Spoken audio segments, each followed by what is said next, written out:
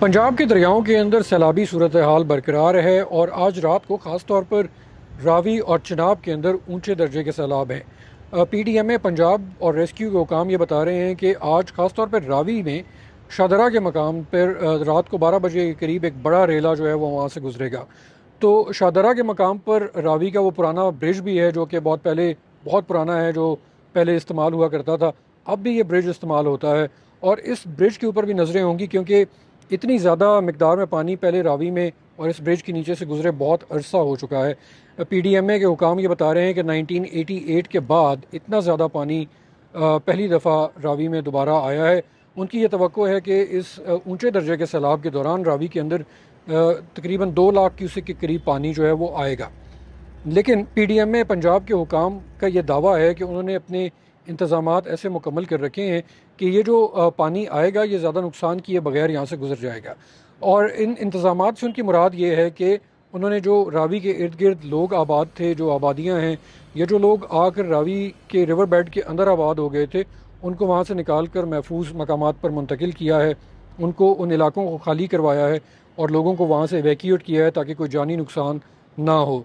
तो उनका ये कहना है कि ये जो पानी का बड़ा रेला शादरा के मकाम से गुजरेगा, उनको ये उम्मीद है और वो ये दावा कर रहे हैं कि ये ज़्यादा नुकसान किए बगैर यहाँ से गुजर जाएगा।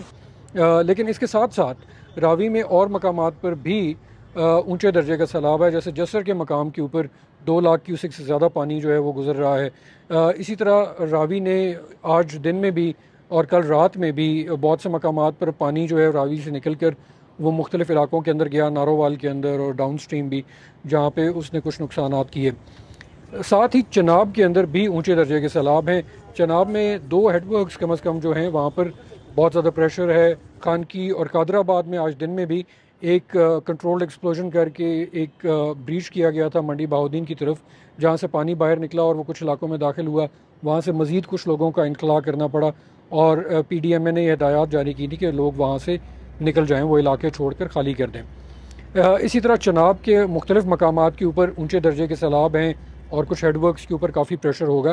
तो जो नज़रें हैं वो तमाम तर इस वक्त रावी और चनाब के ऊपर हैं, जहाँ पर ऊंचे दर्जे के सैलाब हैं, और साथ ही सतलुज के अंदर भी ऊंचे दर्जे का सैलाब है, जहाँ पे पहले ही लोगों को इवैक्यूएट किया जा चुका है। एनडीएमए जो है उन्होंने ये बताया है कि अब तक इन तीनों दरियाओं के इर्द गिर्द के इलाकों से तकरीबन 2 लाख से ज़्यादा अफराद जो हैं उनको महफूज मकामात पर मुंतकिल किया जा चुका है, जहाँ पर रिलीफ कैंप्स और मेडिकल कैंप्स उनके लिए लगाए गए हैं।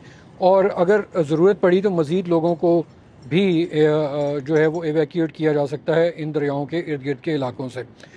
ये जो सिलसिला है ऊंचे सैलाबों का, ये अभी जारी रहने का इम्कान इसलिए है क्योंकि पीडीएमए और मेट डिपार्टमेंट जो हैं उन्होंने ये प्रेडिक्शन की है कि आने वाले कुछ दिनों में मानसून का एक और स्पेल आने वाला है और बारिशें जो हैं ये जारी रहेंगी, मज़ीद बारिशें होंगी, जिसकी वजह से इन दरियाओं के कैचमेंट एरियाज़ के अंदर भी पानी वहाँ से भी इनके अंदर आएगा और दरियाओं के अंदर भी आएगा डायरेक्टली। और उसके बाद जो एक और फैक्टर है वो ये है कि जो इंडिया से पानी आ रहा है, जो कैचमेंट एरिया से पानी आ रहा है, वो भी रावी और चनाब के अंदर दाखिल होगा, जिसकी वजह से इन दोनों दरियाओं के अंदर जो प्रेशर है वो और ज़्यादा बढ़ेगा। तो ये सूरत हाल आइंदा कुछ घंटे तक बरकरार रहने का इम्कान है।